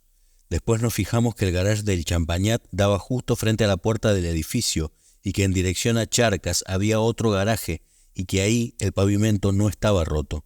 Entonces la contención iba a estar ahí, un coche sobre la vereda del Champagnat y el otro en el garaje. La hora señalada. La planificación final la hicimos en la casa de Munro, donde vivíamos Capuano Martínez y yo. Allí pintamos con aerosoles la pick-up Chevrolet que iba a servir de contención. La pintamos con guantes, haciendo todo con guantes para no dejar impresiones digitales. No sabíamos mucho sobre el asunto, pero por las dudas no dejábamos huellas ni en los vasos y en las prácticas llegamos a limpiar munición por munición con un trapo. Arrostito, la casa operativa en la que alquilábamos Fernando y yo en Bucareli y Balivián, Villa Urquiza. Allí teníamos un laboratorio fotográfico. La noche del 28 de mayo, Fernando lo llamó a Aramburu por teléfono con un pretexto cualquiera. Aramburu lo trató bastante mal, le dijo que se dejara de molestar o algo así, pero ya sabíamos que estaba en su casa. Dentro del Parque Chas dejamos estacionados esa noche los 2 autos operativos, la pick-up Chevrolet y un Peugeot 404 blanco, y 3 coches más que se iban a necesitar, una Renauleta 4L blanca mía, un taxi Ford Falcon que estaba a nombre de Firmenich y una pick-up Gladiator 380 a nombre de la madre de Ramus. La mañana del 29 salimos de casa. 2 compañeros se encargaron de llevar los coches de recambio a los puntos convenidos. La Renauleta quedó en Pampa y Figueroa Alcorta, con un compañero adentro. El taxi y la Gladiator cerca de Aeroparque, en una cortada, el taxi cerrado con llave y un compañero adentro de la Gladiator. En el Peugeot 404 subieron Capuano Martínez, que iba de chofer con otro compañero, los 2 de civil pero con el pelo bien cortito, y detrás Massa con uniforme de capitán y Fernando Aval como teniente primero. Mario. Ramus manejaba la pick-up Chevrolet y la flaca, Norma, lo acompañaba en el asiento de adelante. Detrás íbamos un compañero disfrazado de cura y yo con uniforme de cabo de la policía. Arrostito. Yo llevaba una peluca rubia con claritos y andaba bien vestida y un poco pintarrajeada. El Peugeot 404 iba adelante por Santa Fe. Dobló en Montevideo, entró en el garaje. Capuano se quedó al volante y los otros 3 bajaron. Le pidieron permiso al encargado para estacionar un ratito. Cuando vio los uniformes les dijo que sí enseguida. Salieron caminando a la calle y entraron en Montevideo 1053. Nosotros veníamos detrás con la pick-up. En la esquina de Santa Fe bajé yo y fui caminando hasta la puerta misma del departamento. Me paré allí, tenía una pistola. Mario. Nosotros seguimos haciendo la puerta del Champagnat y estacionamos sobre la vereda. El cura y yo nos bajamos. Dejé la puerta abierta con la metralleta sobre el asiento, al alcance de la mano. Había otra en la caja al alcance del otro compañero. También llevábamos granadas. Ese día no vi al cana de la esquina. Mi preocupación era qué hacer si se me aparecía, ya que era mi superior, tenía un grado más que yo. Pasaron dos cosas divertidas. Se arrimó un Fiat 600 y el chofer me pidió permiso para estacionar. Le dije que no. Quiso discutir. ¿Y por qué la pick-up sí? Le dije circule. Se fueron puteando. En eso pasó un celular. Le hice la veña al chofer y el tipo me contestó con la veña. Y de golpe lo increíble. Habíamos ido allí más bien dispuestos a dejar el pellejo, pero no. Era Aramburu el que salía por la puerta de Montevideo y el gordo Massa lo llevaba con un brazo por encima del hombro, como palmeándolo, y Fernando lo tomaba del otro brazo. Caminaban apaciblemente. Adentro, Fernando y Emilio. Sus voces no están, se perdieron en La Calera y en William Morris, pero su testimonio ha traspasado el tiempo en la evocación de sus compañeros. Un compañero quedó en el 7º piso con la puerta del ascensor abierta en función de apoyo. Fernando y el gordo subieron un piso más, tocaron el timbre, rígidos en su postura militar, Fernando un poco más rígido por la metra que llevaba bajo el pilotín verde oliva. Los atendió la mujer del general. No le infundieron dudas, eran oficiales del ejército. Los invitó a pasar, les ofreció café mientras esperaban que Aramburu terminara de bañarse. Al fin apareció, sonriente, impecablemente vestido. Tomó café con ellos mientras escuchaba complacido el ofrecimiento de custodia que le hacían esos jóvenes militares. A Massa lo descubrió enseguida el acento. «¿Usted es cordobés?» «Sí, mi general». Las cortesías siguieron un par de minutos mientras el café se enfriaba, y el tiempo también, y los dos muchachos agrandados se paraban y desenfierraban, y la voz cortante de Fernando dijo: «Mi general, usted viene con nosotros». Así, sin mayores explicaciones, a las 9 de la mañana. Si se resistía, lo matábamos ahí. Ese era el plan, aunque no quedara ninguno de nosotros vivo. Afuera. Mario. Pero no, ahí estaba, caminando apaciblemente entre el gordo Massa que lo llevaba del hombro y Fernando que lo empujaba levemente con la metra bajo el pilotín. Seguramente no entendía nada. Debió creer que alguien se adelantaba al golpe que había planeado porque todavía no dudaba de que sus captores fueran militares. Subieron al Peugeot y arrancaron hacia Charcas, dieron la vuelta por Rodríguez Peña hacia el Bajo y nosotros detrás.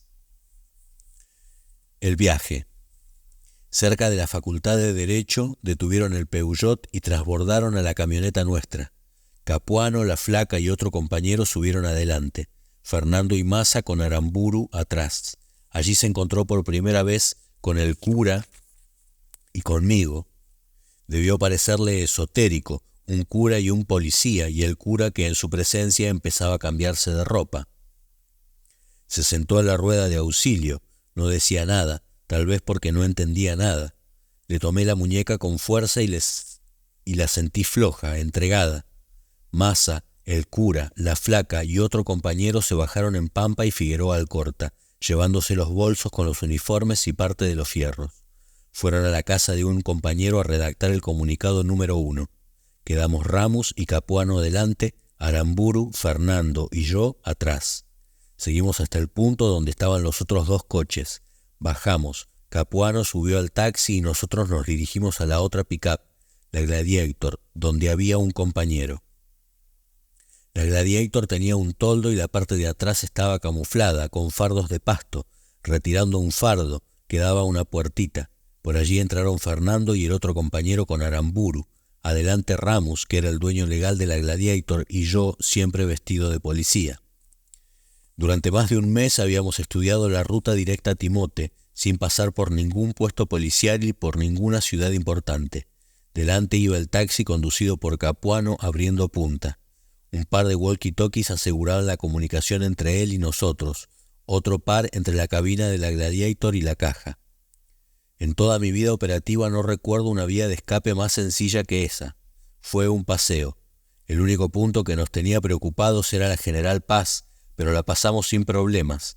No estaba tan controlada como ahora. Salimos por Gaona y a partir de ahí empezamos a tomar caminos de tierra dentro de la ruta que habíamos diseñado. El río Luján lo cruzamos por un viejo puente de madera entre Luján y Pilar, por donde no pasa nadie. Si la alarma se hubiera dado enseguida, creo que igual nos hubiéramos escapado, porque la ruta era perfecta. Tardamos 8 horas en hacer un camino que puede hacerse en 4, pero no entramos en ningún poblado ni nos detuvimos a cargar nafta. Para eso estaba en el taxi legal que traía las provisiones. Aramburu no habló en todo el viaje, salvo cuando los compañeros tuvieron que buscar el bidón en la oscuridad. «Acá está», dijo. A la 1 de la tarde la radio empezó a hablar del presunto secuestro. Ya estábamos a mitad de camino. Serían las 5:30 o las 6 cuando llegamos a la Celina, un casco de estancia que pertenecía a la familia de Ramus. El taxi se volvió a Buenos Aires y nosotros entramos. La primera tarea de Ramus fue distraer la atención del capataz, el vasco Acebal.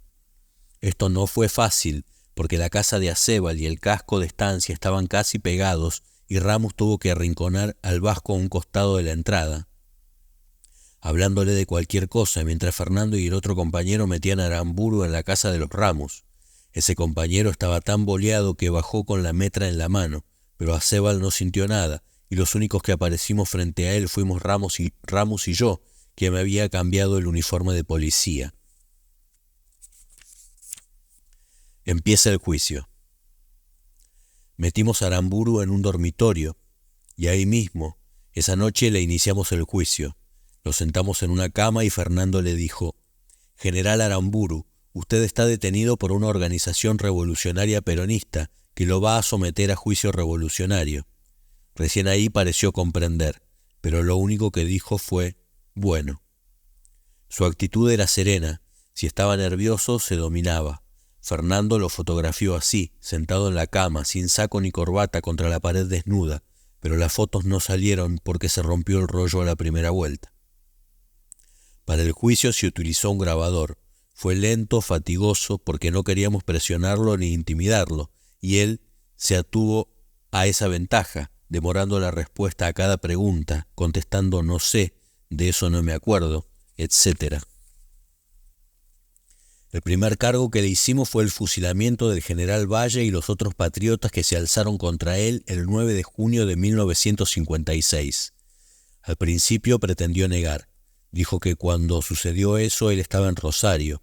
Le leímos sílaba a sílaba los decretos 10.363 y 10.364, firmados por él, condenando a muerte a los militares sublevados.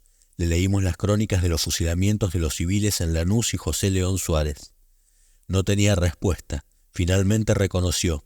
Y bueno, nosotros hicimos una revolución y cualquier revolución fusila a los contrarrevolucionarios.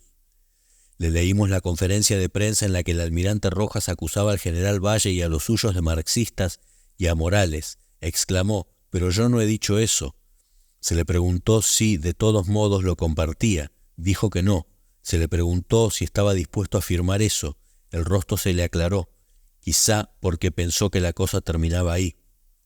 «Si era por esto, me lo hubieran pedido en mi casa», dijo, e inmediatamente firmó una declaración en que negaba haber difamado a Valle y los revolucionarios del 56. Esa declaración se mandó a los diarios y creo que apareció publicada en Crónica. El proyecto del GAN.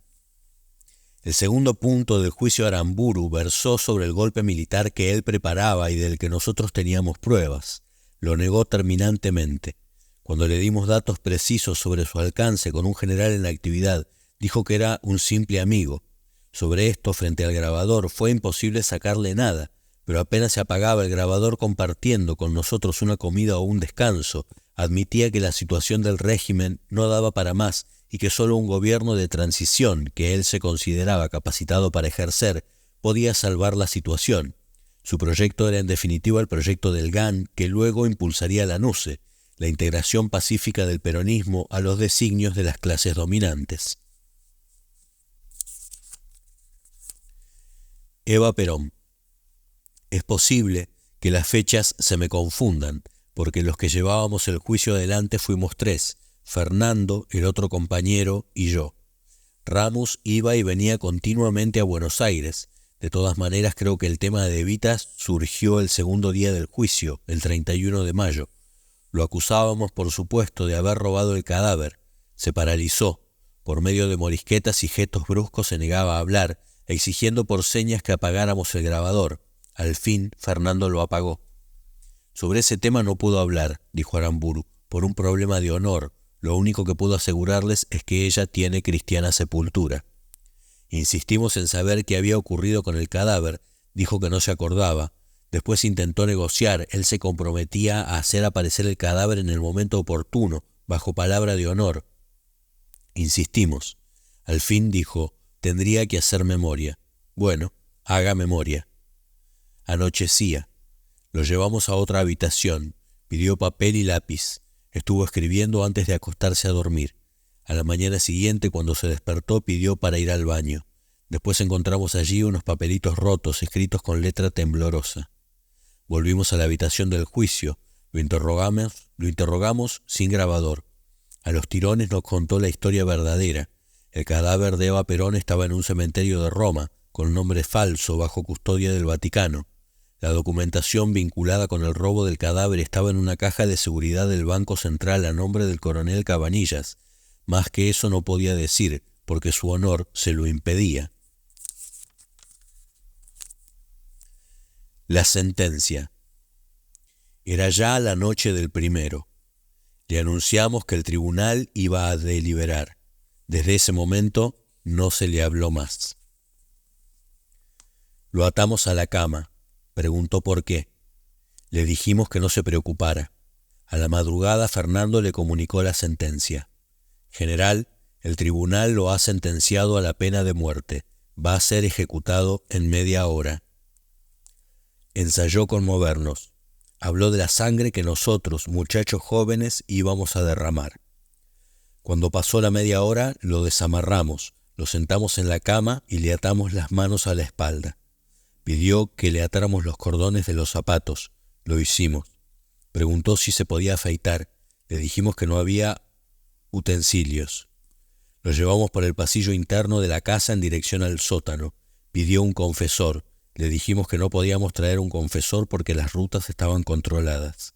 Si no pueden traer un confesor, dijo, ¿cómo van a sacar mi cadáver? Avanzó 2 o 3 pasos más. ¿Qué va a pasar con mi familia?, preguntó. Se le dijo que no había nada contra ella, que se le entregarían sus pertenencias. El sótano era tan viejo como la casa. Tenía 70 años. Lo habíamos usado la primera vez en febrero del 69 para enterrar los fusiles expropiados en el Tiro Federal de Córdoba. La escalera se bamboleaba. Tuve que adelantarme para ayudar su descenso. «Ah, me van a matar en el sótano», dijo. Bajamos. Le pusimos un pañuelo en la boca y lo colocamos contra la pared. El sótano era muy chico y la ejecución debía ser a pistola. Fernando tomó sobre sí la tarea de ejecutarlo. Para él, el jefe debe asumir siempre la mayor responsabilidad. A mí me mandó arriba a golpear sobre una morsa con una llave para disimular el ruido de los tiros. «General», dijo Fernando, «vamos a proceder». «Proceda», dijo Aramburu. Fernando disparó la pistola 9 milímetros al pecho. Después hubo 2 tiros de gracia con la misma arma y uno con una 45. Fernando lo tapó con una manta. Nadie se animó a destaparlo mientras cavábamos el pozo en que íbamos a enterrarlo. Después encontramos en el bolsillo de su saco lo que había estado escribiendo la noche del 31. Empezaba con un relato de su secuestro y terminaba con una exposición de su proyecto político.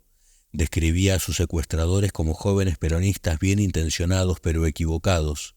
Eso confirmaba a su juicio que si el país no tenía una salida institucional, el peronismo en pleno se volcaría a la lucha armada. La salida de Aramburu era una réplica exacta del GAN de Lanuse. Este manuscrito y el otro en que Aramburu negaba haber difamado a Valle fueron capturados por la policía en el allanamiento a una quinta en González Catán. El gobierno de Lanuse no los dio a publicidad.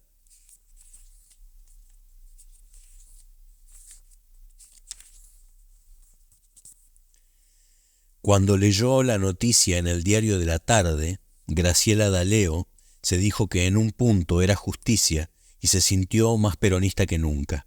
No sabía quién podía haberlo hecho y se lo preguntaba. Ni de lejos se imaginó que hubiesen sido sus compañeros de la misión a Tartagal, pero pensó que algo importante había pasado y se sintió muy afuera. El general Aramburu y el almirante Rojas siempre habían concitado el odio de los peronistas.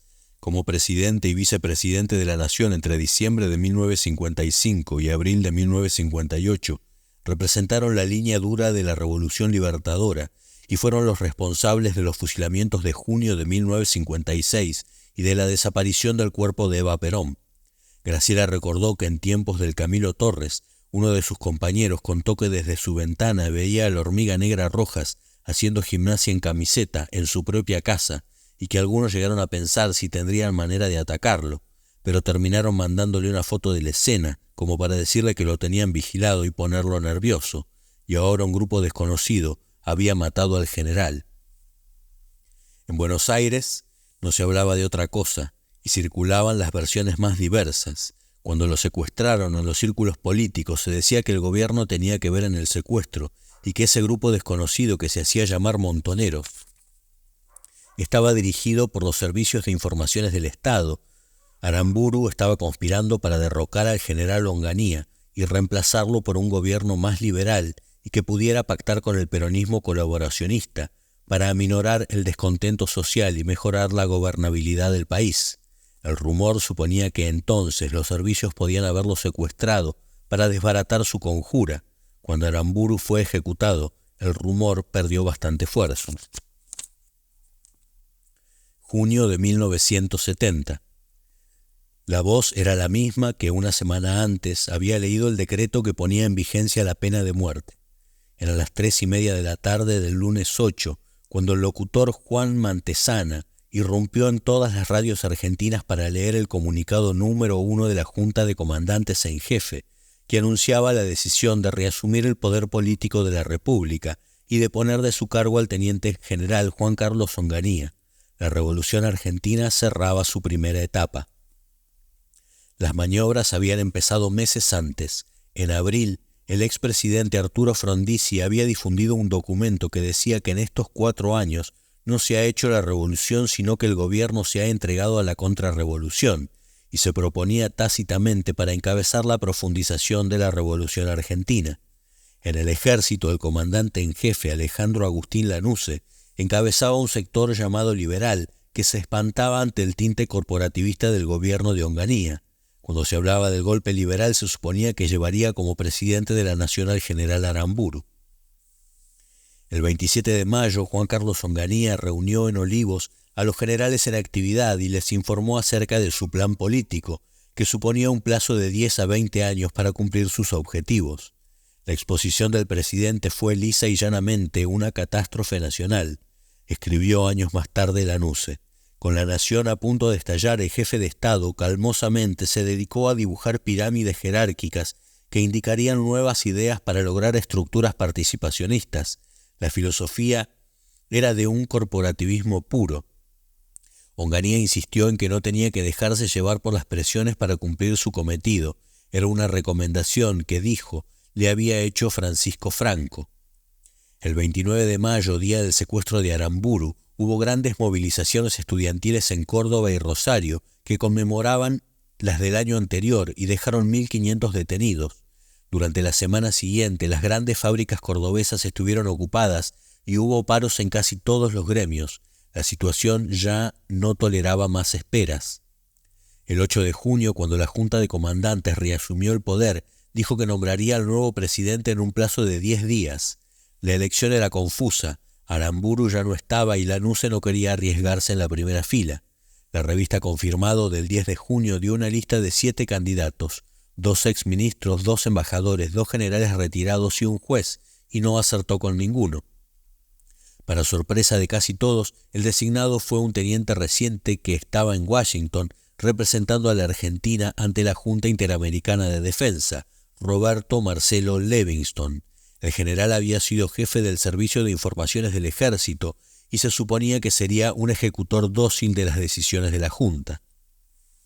El nuevo gobierno pretendía encontrar formas de canalizar la participación política, manteniéndola bajo control militar.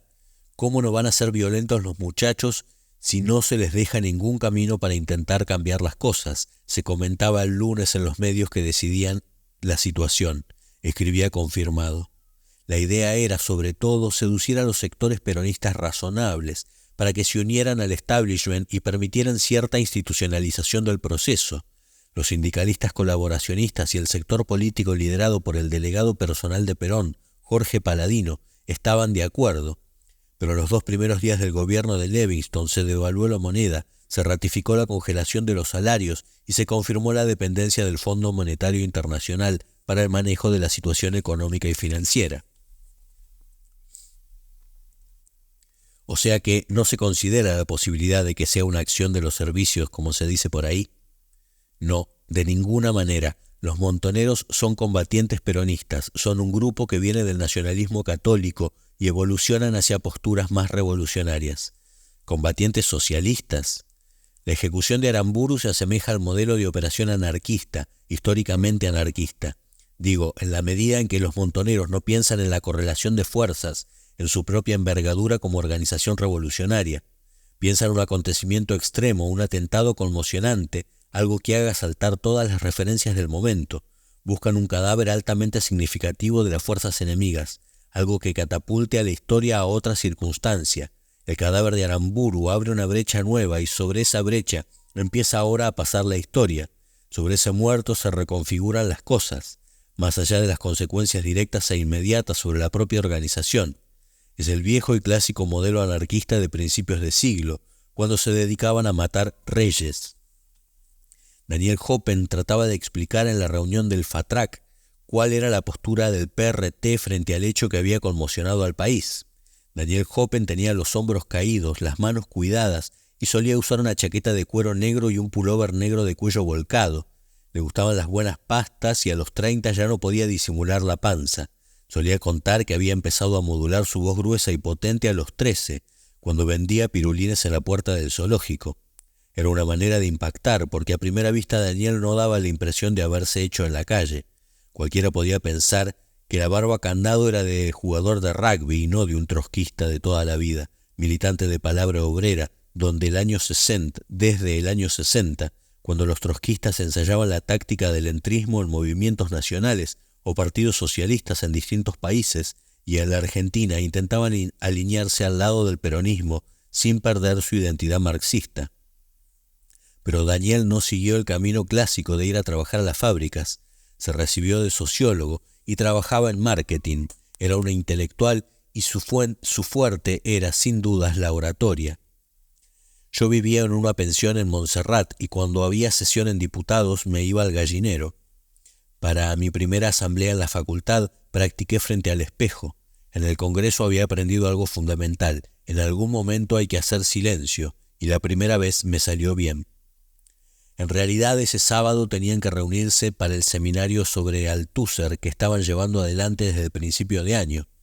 Era interesante, algunos cuadros importantes del partido iban a las reuniones y a Nicolás lo confortaba que una organización revolucionaria llena de necesidades y prioridades pudiera dedicar todo ese tiempo a esas discusiones, y que esos compañeros que nunca decían sus nombres ni ningún otro dato, pero parecían bien de la pesada, tuvieron semejante nivel teórico.